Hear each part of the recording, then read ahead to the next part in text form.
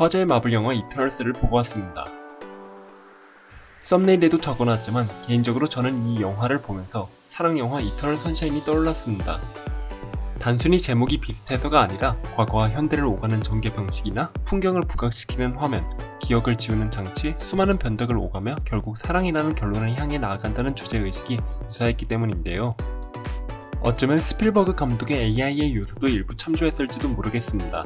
아무튼 저는 이 변덕이 이터널들의 공통점이라고 생각합니다. 세르시도 이카리스와 만났다가 데인을 만나거나 프라임 이터널로서 마음을 다잡지 못하다가 마지막에 유니마인드를 이끌어내는가 하면 이카리스 역시 이터널로서의 의무에 가장 충실한 모습을 보여주다가 가장 사랑하던 세르시마저 죽여야 하는 순간이 오자 선택을 바꾸게 되죠.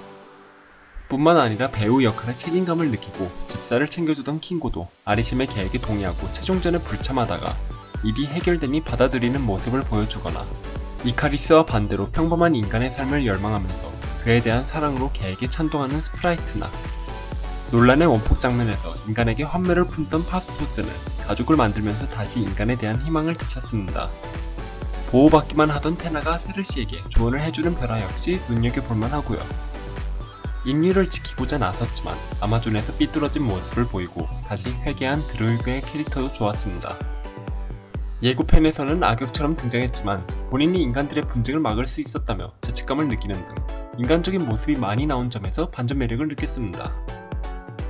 드레이그와 마카리의 조합도 좋았습니다. 노아 캐릭터인 마카리와 소통하는 모습을 자주 보여줘 그의 섬세함을 잘 표현한 듯합니다.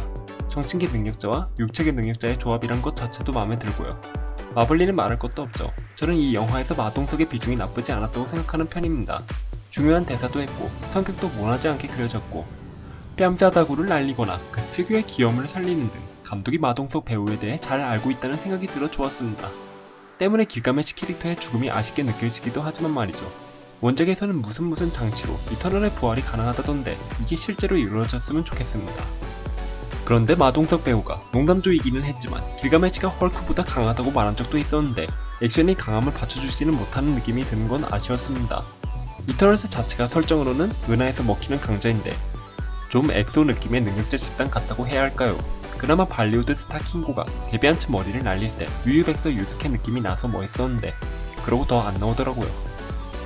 개인적으로 이카리스가 이값을 하면서 태양으로 날아갈 때도 묘하게 연출이 좀 깨는 느낌이 있었습니다. 최근 마블 영화는 히어로 장르라는 본래의 성격 외에도 독자적인 개성이나 틈새 시장을 노리는 느낌이 강한데 슬슬 다시 전공법도 연구해야 하지 않을까 하는 생각도 듭니다. 드라마로 갔던 기존의 어벤져스 멤버들이 돌아올 날이 기다려지네요. 그 밖에도 아리심이 타노스의 핑거 스냅을 막지 않은 것도 목적하고 모순되는 점이죠. 저는 개인적으로 이건 관대하게 넘어가고 싶습니다. 엔드게임 후속작에서 거의 의무적으로 블립 넣는 것도 좀 형식적이라는 느낌도 강하고 말이죠. 그래도 만약 막지 않은 것에 더 이유가 있을 거라고 굳이 생각해본다면 아리심도 자기 일에 뭔가 회의감이나 인간적인 감정이 생긴 것 아닐까 싶습니다.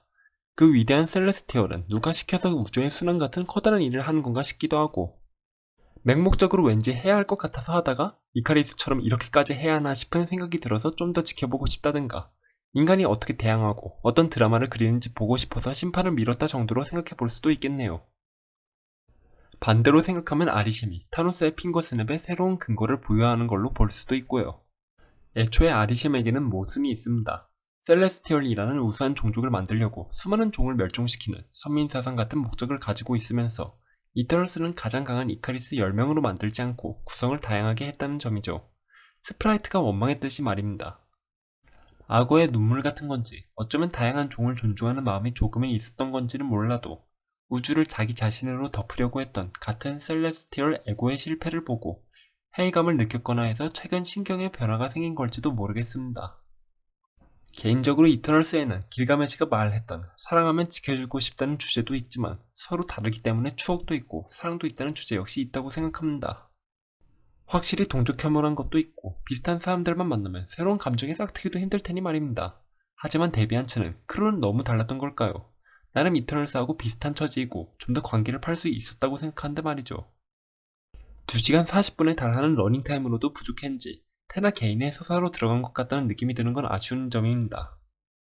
이터널스가 단순히 모두 다 사랑하자는 얘기를 다루는 영화만은 아니라는 뜻인지 아니면 그냥 이야기가 다 만들어지지 않은 것인지 여담으로 개인적으로 최근 마블 영화에서 다양성 관련 장면을 봐도 그냥 먹고 떨어져라 같은 생각이 들어서 아무 느낌이 들지 않기도 하네요. 아무튼 좋았던 점도 있고 아쉬웠던 점도 있는 이번 영화 이터널스의 영상, 이쯤에서 마무리하며 다음 영상에서 뵙겠습니다.